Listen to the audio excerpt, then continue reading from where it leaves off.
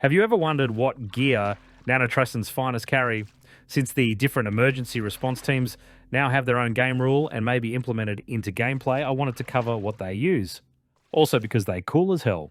Instead of spawning them manually, administrators can now spawn emergency teams via Add Game Rule. This will do a central command announcement and spawn a ship with 5 emergency team members and varying gear depending on the type of spawned ship. Let's cover Security 1 first. The emergency team leader loadout is always the same. Executive keycard, Annie with 2 spare mags on the backpack, a combat medkit, a pulse pistol and a security belt with a CQC book next to him. Some emergency teams have a paper detailing what are your objectives. Attention. But remember, this is admin spawn, so it may change depending on what they want.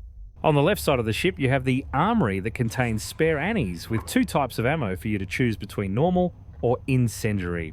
The leader hard suit is equivalent to a Nuki commander suit, and the normal security one is basically a blood red. The mag boots all emergency teams spawn with are a combination of advanced mag boots, jack boots and jetpack. The loadout for normal security is the same as the leader, but of course with a normal hard suit and no executive keycard. On the right side there is a medical area with some extra supplies and surgery tools. The lower part of the ship is where you deploy. It will have different gear depending on the team and another CQC book for someone else to use. The security one gets 2 RPG-7 on the locker near the shutters. Now choose between docking or jumping out to get into station. Now, if you are not familiar with the Annie, it is a very solid gun. Every bullet does 24 pierce and the fire rate is good. The time to kill is fast, even for people on blood red. There is something I forgot to mention about CQC on my last video. If you punch someone while on the ground, you will stand up immediately while knocking down the other person. This is actually insanely useful, especially if fighting other martial artists. The medical emergency response team members get their own version of the CMO chest rig. And in their backpack, they have a hypo spray with 50 units of capacity, advanced kit, auto injector with cartridges and 2 jugs, one containing oxandrolone and the other salicylic acid. This is what they both do, and their recipe. Oxandrolone is for heat damage and salicylic acid for brute. They have nitrile gloves, meaning they are not insulated, and their hard suit is just another blood red. They do spawn with only a pulse gun for defense, but the armory is right here, so feel free to grab a gun. The emergency response team engineers spawn with materials and tools, but no guns. In their ship you can find some particle decelerators, so if there is a loose, you might want to place one on your suit slot, though it will slow you down. The suit has a different set of resistances, it has no slowdown, but I'm surprised by how low the explosion resistance is. Other than that, the mess and googles you spawn with are completely redundant as the mask already blocks flashes and protects from welding. Feel free to grab a security HUD or medical HUD from the vendors. In general, the engineer ship spawns with decelerators and more RCDs in the armory. The medical one has chemical dispensers, vendors and a chem master. In the armory locker, you will have a bag stuffed with combat medipens and other useful medical gear. The emergency response janitors get advanced mops, along with janitorial supplies. Their suit has the same resistances as the engineer one, but they don't spawn with neither insoles or any form of glasses, so again, feel free to buy some. Remember that you can swap for the security hard suit anytime. The ship itself just has more janitor gear, nothing you won't find in any janitor closet. Now for CBURN, their suit is again the same stat-wise as the Engie or janitor one, and they have freedom implanters for some reason. On the ship locker, they get a totally original shotgun that I recommend loading with incendiary shells, as CBURN is usually called for blobs and zombies. Now, on their normal duffel, you can find some special gear.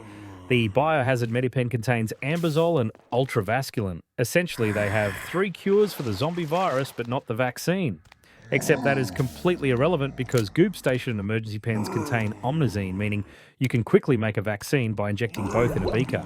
Though the legally different Bulldog can fare quite well and be specially useful to counter blob reflective tiles, the Pulse Carbine will be your main gun. It does 20 heat and 5 blunt damage. If you run out of ammo or players only, then you have the Dispatch Spear. The spear does 15 heat and 5 pierce damage. However, what's special about it is that it applies fire stacks on hit. The spear is useful against blob. It one-shots normal tiles and lights the core on fire.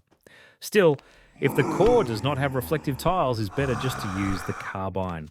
CBURN is not as effective at dealing with normal threats. The spear fire stacks mean little to hard suits, and the DPS is not enough to really kill people dead.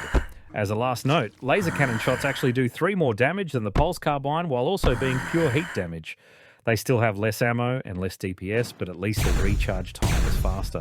And now the moment you've probably been waiting for. Of course, Deathsquad will most likely remain admin-only spawn, as they should honestly. On spawn, a cool song will start playing and 5 ghost roles will open up, 3 of which are the actual Deathsquad operatives. Of course, they get their own ship. Let's cover the 2 non-Deathsquad roles first before going into the operatives. The Navy officer, from what I can see, is just a very overtonned roleplay job. Sure, it's armed, but this man doesn't look like a frontliner.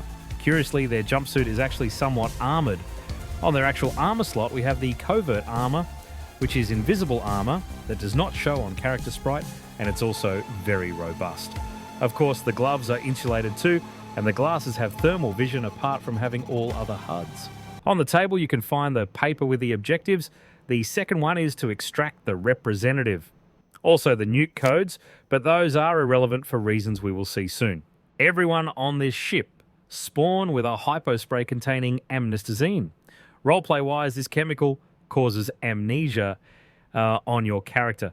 Gameplay-wise, it screws people over, causing a plethora of different effects, including blindness and pacifism. You have 100 units of it, so feel free to spam. And finally, you get an actual handled fax. The Admiral looks like it's intended to stay on ship to coordinate and drive. He gets an Annie loaded with uranium ammo, a Matiba loaded with armor-piercing bullets, the nuclear override car that you will probably want to hand out to your operatives, another armoured jumpsuit, and more invisible armour. Let's explore the ship a bit before looking at the Deathsquad gear. Southeast, you have the Engie part, nothing special about it. West, you have the interrogation room, with some nitrous oxide to keep people asleep. Southwest is the robotics area with some materials and lathes to print stuff, but most importantly, the Seraph mech. I recommend that at least one guy gets on this thing.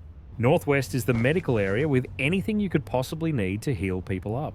And Northeast is the armory, but right before it a locker with gear to counter silicons or malfunctioning AI, and a locker with gear to counter zombies. On the armory itself, all the ammo is either armor-piercing or uranium, and there is a spare Deathsquad gear suit locker. On the safes, there is a selection between Atreides Annie's atrocities with blue shields, and for some reason, carp suits. Now let's cover the gear of the average Deathsquad member. The double thermal vision is caused by both the glasses and the suit having thermals. On the topic of the glasses, those are the ones providing the Krav Maga. The 4-on Saber is not your average energy sword. It actually does 75 damage a swing and 80 structural. This thing will kill people really fast, even if armoured.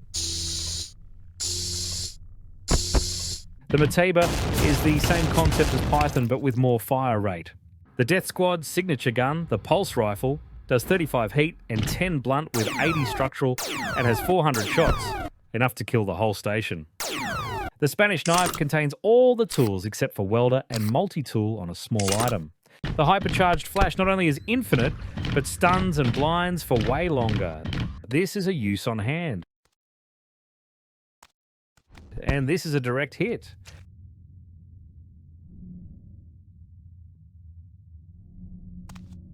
Of course, you also get the Amestic spray to spam at people. The Blue Shield with Atrocity. A medical chest rig filled with everything you could need, including auto-injectors with 50 hyperzine each that you should 100% use before entering the fight, as they basically negate stuns. The armor, of course, is absurdly overpowered. It basically nullifies stuns and slowdowns and makes you almost immune to everything, including cellular damage. Strangely, batons seem to still work, although they do almost nothing, and disablers will straight up do nothing. Martial arts, of course, can still knock them down and stamina crit them somewhat, but they just get up immediately thanks to the suit. And even if you cuff them, they can just break out of cuffs. And finally, the power claws. These work like North Star gloves. Your punches now do 32 blunt damage and 80 structural.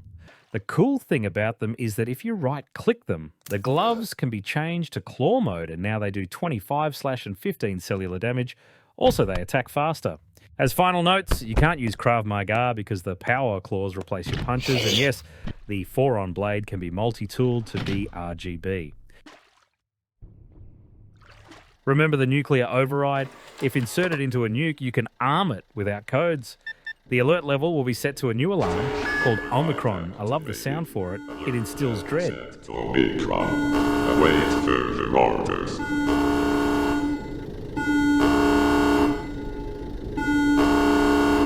That's about it.